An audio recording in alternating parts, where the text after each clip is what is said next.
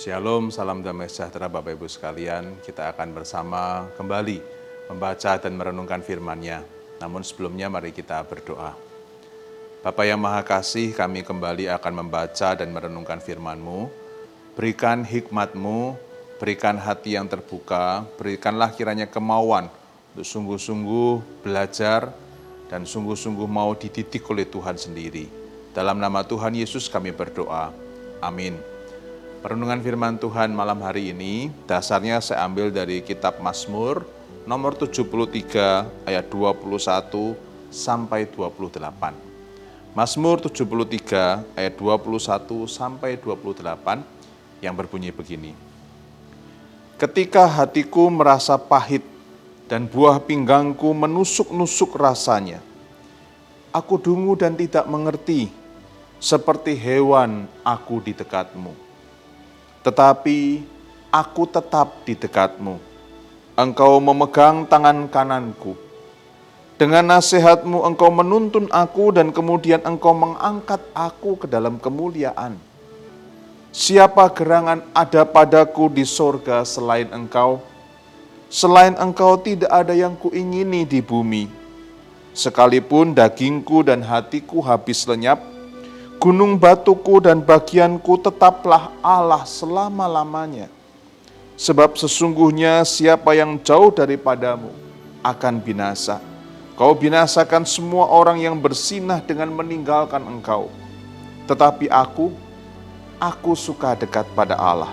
Aku menaruh tempat perlindunganku pada Tuhan Allah, supaya dapat menceritakan segala pekerjaannya. Sampai sedemikian jauh pembacaan firman Tuhan. Selamat dan berbahagia kita semua yang mau dengan tekun dan setia membaca, merenungkan, dan melakukan firman Tuhan di dalam kesehariannya. Bapak Ibu yang dikasihi Tuhan Yesus Kristus, tema perenungan kita hari ini adalah mencari berkat Tuhan. Mungkin Bapak Ibu bertanya, apa nggak salah temanya?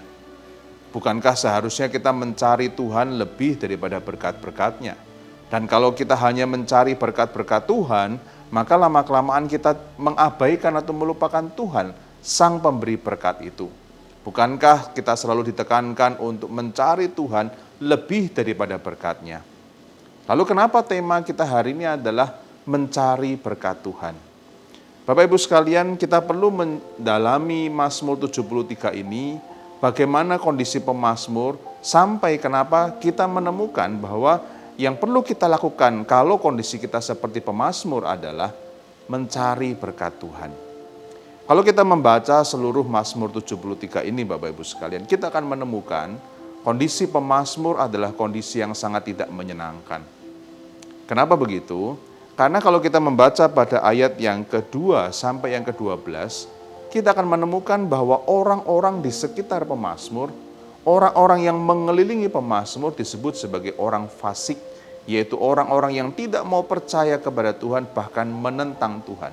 Tetapi kondisi mereka dilihat oleh pemazmur, diamati oleh pemazmur, kok tambah kaya, kok tambah makmur, kok nampaknya tidak ada kesusahan sedikit pun dalam hidup mereka. Sepertinya mereka tidak pernah berdoa, tetapi keinginan mereka terkabul semua. Mereka jauh lebih baik kondisinya daripada pemazmur. Sehingga mungkin dia bertanya-tanya, kenapa bisa seperti itu? Apalagi ketika pemazmur membandingkan dengan dirinya. Pemazmur bukan orang fasik. Pemazmur orang yang taat kepada Tuhan, mengasihi Tuhan, tetapi sekaligus hidup takut dan hormat kepada Tuhan. Tapi kondisinya itu tidak lebih baik daripada orang-orang fasik. Bahkan bisa dikatakan jauh lebih buruk daripada orang-orang fasik. Itu sebabnya pemazmur sampai mengatakan, aku seperti orang yang menerima hukuman tiap hari. Itu menggambarkan kondisinya yang tidak menyenangkan. Dia tidak melakukan ketidakadilan. Dia tidak pantas dihukum, tetapi kondisinya seperti orang yang menerima hukuman tiap hari. Maka Bapak Ibu kita bisa membayangkan kalau orang-orang yang hidup pada zaman itu membandingkan antara orang fasik dan kehidupan pemazmur, maka mereka akan bertanya seperti pemazmur. Mengapa orang yang benar, yang hidupnya saleh, yang religius, yang takut kepada Tuhan, kok menderita? Kok sengsara? Tidak menyenangkan. dikepung dengan hal-hal yang membuat dia mengalami malapetaka terus-menerus. Tetapi coba lihat orang fasik yang tidak percaya kepada Tuhan, bahkan menantang Tuhan. Kok makmur? Kok hidupnya menyenangkan? Sampai pemazmur dalam kondisi yang seperti itu, dia pun bertanya-tanya kepada Tuhan. Dan dia memikirkan, apakah aku perlu meninggalkan imanku kepada Tuhan? Apakah aku perlu sedikit mencicipi kefasikan? Apakah aku perlu hidup tidak benar, tidak saleh, tidak adil seperti orang fasik supaya aku makmur seperti mereka? Pemazmur bukan cuma dikepung oleh orang-orang yang fasik, yang mengolok-olok dia, yang mengolok-olok Tuhannya. Tetapi pemazmur juga dikelilingi oleh kondisi yang tidak menyenangkan, cemoohan dari orang-orang yang melihat sepertinya hal itu tidak menyenangkan bagi orang yang taat kepada Tuhan. Pemazmur dikepung, tenggelam dalam kondisi banyak pertanyaan dan mungkin mulai kecewa dengan Tuhan. Sampai dia mengatakan, aku seperti terpleset. Aku seperti ada di bibir atau di ujung kesalehanku dan kehidupanku. Tetapi kemudian pemazmur mengatakan, dalam kondisi yang seperti itu, aku dekat dengan Tuhan dan aku ingin tetap dekat dengan Tuhan. Bapak Ibu sekalian mungkin pernah mengingat kegiatan anak-anak sekolah minggu pada waktu Paskah. Salah satu kegiatan yang disukai oleh anak-anak terutama pada waktu masih usia muda atau kecil adalah mencari telur yang disembunyikan oleh guru-guru sekolah minggu. Jadi sebelum kebaktian sekolah minggu, guru sekolah minggu pagi-pagi sudah meletakkan telur-telur yang dihiasi itu, ada yang di halaman, tetapi semuanya disembunyikan di balik rumput, ada yang di balik batu, bahkan ada yang ditanam sampai ke dalam, ada di balik rak buku, di balik buku-buku Alkitab dan lain sebagainya. Telur-telur itu disembunyikan di tempat-tempat yang tidak kelihatan. Baru kemudian anak-anak mencari-cari itu. Nah Bapak Ibu, apakah yang dimaksud adalah seperti itu? Mencari berkat Tuhan seperti anak-anak ini mencari telur-telur yang sengaja disembunyikan. Sehingga waktu mereka menemukan mereka sukacita. Pemazmur tidak dalam kondisi mencari berkat Tuhan seperti itu. Seolah-olah di balik semua malapetaka itu ada sesuatu yang mereka mesti cari-cari. Jadi setiap masalah itu mereka mesti ulik mana ya berkat Tuhan. Mereka mesti sampai menemukan hal-hal yang menyenangkan mereka. Itu baru menjawab pergumulan mereka. Bukan seperti itu.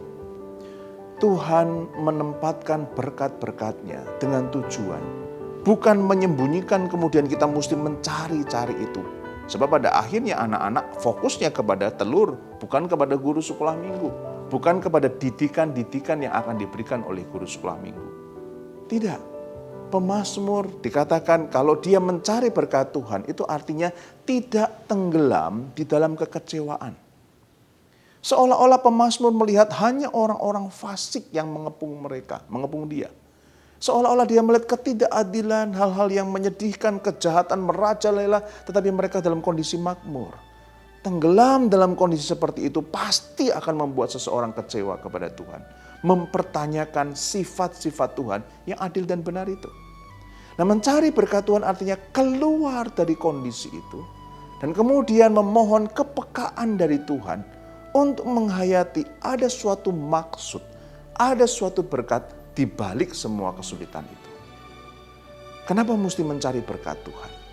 Kenapa mesti peka dengan kondisi seperti itu? Karena Bapak Ibu sekalian, tanpa kepekaan pada anugerah dan berkat Tuhan, kita akan tenggelam dan makin tenggelam di dalam kekecewaan. Dan mungkin kita akan bergumul seperti pemazmur. Sia-sia aku mempertahankan kelakuanku bersih. Ngapain aku jujur? Ngapain aku mempertahankan hatiku tulus? Sudah curang saja, bohong saja. Karena mereka yang curang dan bohong ternyata lebih makmur. Nah di situ kita perlu mendapatkan kepekaan dari Tuhan untuk menemukan ada disisipkan oleh Tuhan berkat-berkat anugerah-anugerah dari Tuhan kepada mereka. Ada seorang pemain bulu tangkis yang dia sudah mencapai kejuaraan dunia dan dia pernah menjuarai beberapa turnamen besar di dunia, turnamen internasional. Ketika diwawancara cukup panjang oleh salah satu stasiun televisi swasta, dia ditanya, dari umur berapa kamu latihan bulu tangkis? Dia bilang, sejak saya bisa memegang satu benda, saya sudah latihan bulu tangkis. Saya pegang kok, kemudian mulai pegang raket, saya mulai pukul-pukul. Salah semua, nggak betul. Tapi disitulah saya mulai menyukai. Kemudian pewawancara menanyakan, oh, apakah kamu suka terus dengan badminton itu? Dia bilang, oh tidak. Pada usia tertentu, waktu saya SD, saya suka bermain dengan teman-teman saya. Tapi coba lihat, pagi-pagi sebelum sekolah, sebelum mandi dan berangkat sekolah, saya mesti lari sekian kilometer. Teman-teman saya masih tidur, saya mesti lari. Pulang sekolah, makan siang, saya mesti latihan-latihan kecil. Sore hari setelah bangun tidur, saya mesti latihan keras. Dan malamnya saya mesti belajar. Ayah saya menuntut saya berprestasi bulu tangkis, juga di sekolah berprestasi. Saya dalam kondisi stres, SD, SMP, SMA, ada pemberontakan di dalam hati saya. Untuk apa saya mesti melakukan ini semua? Saya mesti kerja keras, lebih daripada teman-teman saya. Teman-teman saya tidur dan bermain, saya mesti latihan badminton. Tapi sekarang setelah saya mendapatkan meraih kejuaraan dunia itu lebih dari teman-teman yang lain, saya menemukan rupanya di balik kesusahan itu, ayah saya mendidik saya supaya belajar punya strategi ketika bulu tangkis. Ayah saya mendidik supaya otot-otot saya itu kuat tapi juga lentur untuk bermain bulu tangkis. Di balik kesusahan hal yang tidak menyenangkan itu, saya belajar tetap smart. Inteligensia saya tetap berkembang, tapi otot-otot dan kemampuan saya bulu tangkis juga berkembang. Susah, menderita. Tapi ternyata bersamaan dengan penderitaan itu, ada latihan yang perlu untuk kekuatan dan kelenturan otot saya. Untuk mempertajam pikiran saya. Melihat lawan, menganalisa lawan. Sampai kemudian memutuskan apa yang mesti saya lakukan. Semua itu dilatih bertahun-tahun. Dan sekarang saya baru menemukan, rupanya ada banyak sekali manfaat saya pada waktu itu berlatih begitu keras. Nah, ini berkat yang Tuhan berikan buat kita. Bersamaan dengan cemoohan orang-orang kepada kita, bersamaan dengan pergumulan kita, ada sesuatu yang Tuhan juga tanamkan, sertakan bersamaan dengan itu semua. Itu sebabnya perlu kepekaan dari Tuhan. Itu sebabnya pula pemazmur mengatakan, aku tetap di dekatmu. Ketika hatiku merasa pahit, buah pinggangku menusuk-nusuk rasanya, aku dungu dan tidak mengerti, seperti hewan aku di dekatmu. Itu kondisi yang sangat menyedihkan.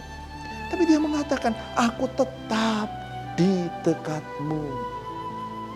Nah, Bapak Ibu sekalian, inilah mencari berkat Tuhan. Tetap di dekat Tuhan, kita yang ada fisik seperti ini, kita yang ada roh dari Tuhan, kita ada tetap dekat dengan Tuhan. Satu kerinduan supaya Tuhan memberikan pengaruh besar di dalam hati dan pikiran pemazmur. Untuk menemukan berkat-berkat Tuhan. Untuk menemukan anugerah Tuhan. Sampai kemudian kita menemukan pemazmur sampai akhirnya bisa mendapat kebijaksanaan dari Tuhan. Dan melihat betapa orang-orang fasik itu berakhir hidupnya dengan menyedihkan dan di dalam hukuman dari Tuhan. Terlebih kita mengenal bahwa orang-orang fasik itu akan mendapatkan hukuman kekal selama-lamanya. Keadilan Tuhan dinyatakan tepat pada waktunya.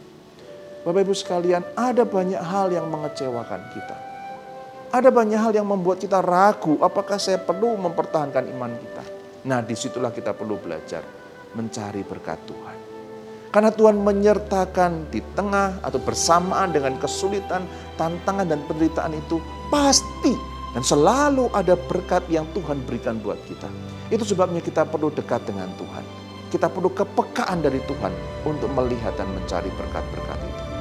Kiranya Tuhan menolong setiap kita yang sedang dilatih oleh Tuhan ini. Menolong setiap kita yang dalam pergumulan untuk tetap dekat dengan Tuhan. Untuk mencari berkat Tuhan, untuk menemukan anugerah yang besar itu. Sehingga kemudian kita akan berkata seperti pemazmur. Tetapi aku suka dekat pada Allah. Aku menaruh tempat perlindunganku pada Tuhan Allah supaya dapat menceritakan segala pekerjaannya. Kiranya Tuhan menolong dan memberkati kita sekalian. Mari kita berdoa kembali. Bapa yang Maha Kasih, lindungi dan tolonglah kami.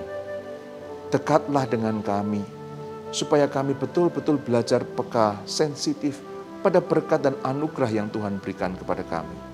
Kalaupun kami belajar mencari berkat-Mu, sebenarnya kami belajar sensitif, peka pada cara Tuhan yang kreatif, cara Tuhan yang di luar pemikiran kami, yang sempurna. Dan kiranya Engkau menolong kami untuk menemukan berkat itu. Dan pada akhirnya kami menceritakan perbuatan-Mu yang besar kepada orang-orang sekitar kami.